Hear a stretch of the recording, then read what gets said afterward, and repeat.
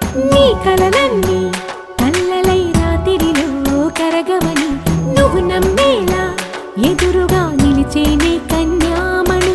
నీ కోసమని గగనమే భువిపైకి దిగి వచ్చినని ఆ రూపాన్ని చూపుతో అల్లుకుపోసౌదా.